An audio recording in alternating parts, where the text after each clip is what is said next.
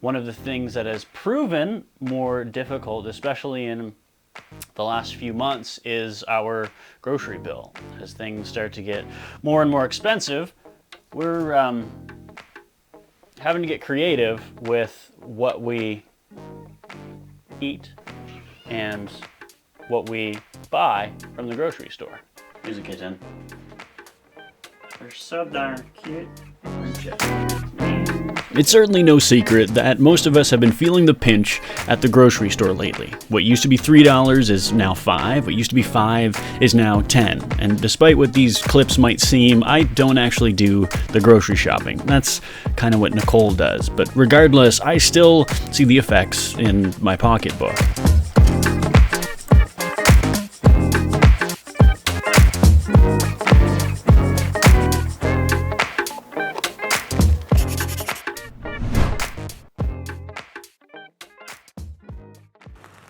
See, it's not that I hate rainy days, it's just it makes doing things around the yard difficult and dirty. Good morning, girls. Hello. Oh, wet. You're not supposed to be out. You're supposed to be back inside. Oh, we got a teeny weeny little egg this morning. Look how tiny it is compared to the other one.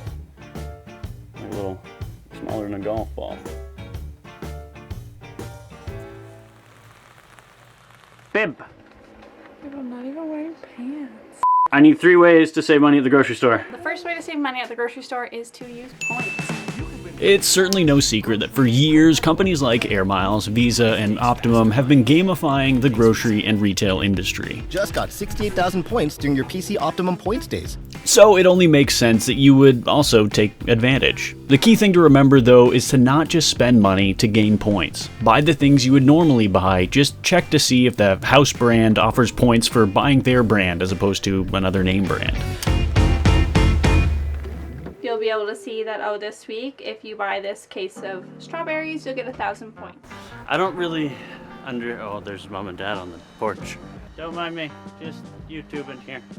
I don't really understand the whole points thing. Nicole's really got it down, and she's figured out how to save money and get points, and she saved us hundreds of dollars. I think it's very similar to couponing, but there's apps now that you can use, and it's a game. They've really gamified it, so you can figure that out.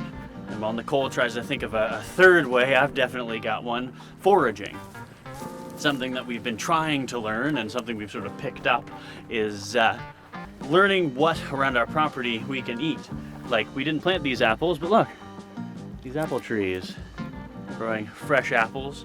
The raspberry bushes that we have around, we've been able to forage off of those, and definitely mushrooms are something that, although I'm still weary of, you can eat mushrooms from the property. So you can forage sometimes for different things. And of course, hunting is another big one. I'm not a huge fan of hunting for sport, but hunting for meat is often for many families a necessity. It helps them save on their grocery bill significantly, especially over the winter time. And I've put in to get my firearms license, so hopefully I can go bird hunting, maybe bear hunting this fall. I've got a couple of events that I'm really excited about, but that's a reason, and that's something for another video, why Canadians, or at least rural Canadians, need guns. Do you guys have any ways that you can save on your grocery bill? One of the ways that you can save on groceries is by making a plan. Like everything else, you kind of got to have a little bit of a game plan. If you don't know how much stuff costs, what the different stores have, you're kind of sunk. Things like beans, lentils, chickpeas, they're a great extra to a meal, and they're a great filler. Dirt cheap in comparison to a lot of other things. So This is my mom, by the way. She's a board-certified naturopath, and she's basically taught me everything I know about nutrition and healthy living. bread, our loaves of bread shouldn't have 35 ingredients. It really only has about 6. When it comes to growing our own food, maybe an appreciation. We were talking about chickens, just how it's grown, how it lives, its sleep pattern, how does it function? We don't get that from our grocery store. You just go pick it up and take for granted that somebody else cares. Same with growing your own food. You have an appreciation for how it grows. Or last year, I think you guys had a really hard time just getting things to grow. What you had to do, have to water it, have to weed it. And then you have more of an appreciation. So when you go to make your supper, your carrots taste better, your lettuce tastes good, because you've had your hand in allowing it to grow. Nutritional value, much greater, because at the grocery store, it's just a big long carrot. Notice how carrots and tomatoes actually don't taste very good? I kind of think people don't like vegetables because of the grocery store taste. This is a great time of year for anything. It's all good. Problem is strawberries in fall, it's not strawberry season. So get your strawberries, put them in the freezer, make your jam. Great way to save. So you're not buying jams, but don't be buying things out of season. So we are people that where we live, it's all greens, and now we're coming into really gorgeous, lush vegetables. Put away as much as you can. So I pressure can, make soups and stews and burritos and chilies and things. And then I am going to do a lot of pressure canning this fall of those vegetables and things. And just don't buy anything pre-made. So make everything from scratch, and things are a lot cheaper that way. So at this point, you may be asking yourself two questions. One, why is he dressed like a human tablecloth? And two, how is making things from scratch going to save me any money? And well, what it comes down to is, well, being prepared. And that brings me to this week's sponsor, Jace Medical. If you're anything like me, you likely have a first aid kit on hand, just in case things go wrong. And again, if you're like me, they just might.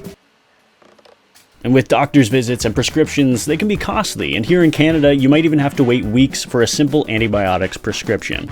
We've all at one point or another gotten sick and needed antibiotics, so don't get caught without the knowledge and supply next time it happens. Jace Medical is 100% legal and founded by a board-certified physician. The Jace case comes with 5 emergency antibiotics and a guide booklet. Each customer goes through a simple consultation, and your supply of emergency antibiotics gets prescribed directly to you by their board-certified physicians. Visit jacemedical.com/homegrownshow and use the coupon code HOMEGROWN10 for $10 off your Jace case. Every family needs emergency antibiotic access and an understanding of their appropriate use. When the unexpected happens, it's too late to prepare.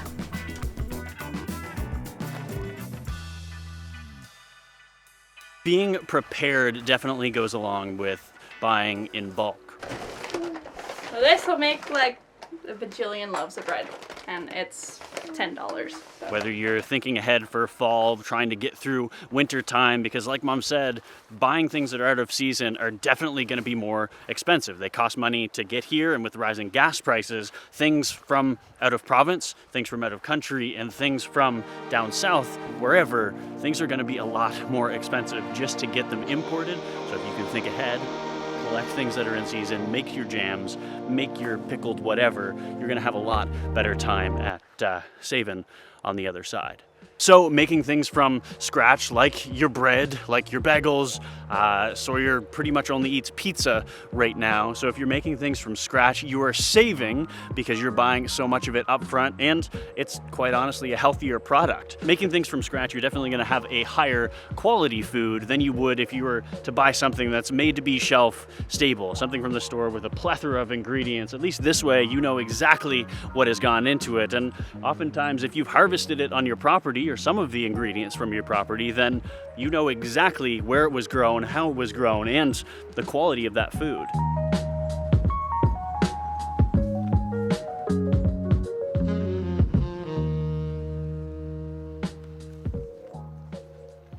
Also, trying to think of natural local substitutes will definitely help you. Sometimes it takes being creative. I mean, each meal, you realistically only need 3 things. You need a protein, you need a carb, and a fruit or a vegetable. So as long as you can get those 3 things in, you're doing all right. And at least those are the things you only need to be nutritious. There are things that you can experiment with. Nicole made us some fried dandelions this spring, and I mean, I had no idea. She'd tested me, and I had no idea that they were dandelions, but they were delicious. So as long as you can keep up on your carbs, on your proteins, and sometimes you may just have to be creative and use your beans or use your lentils as your protein instead of using meat. Okay. And finally, we use what we can grow. It sounds so simple. Just use what you can grow. Thank you. If only growing that little patch of lettuce, a handful of radishes, tomatoes, peppers, peas, and whatever else I forget I planted this spring, if only it didn't take months of planning, soil prep, attentiveness to water and weed the garden. If it was easy, we'd all be doing it. But what if we all did it together? What if we took the time to learn from each other? To learn new skills and admit when, like me, we have no idea what we're doing.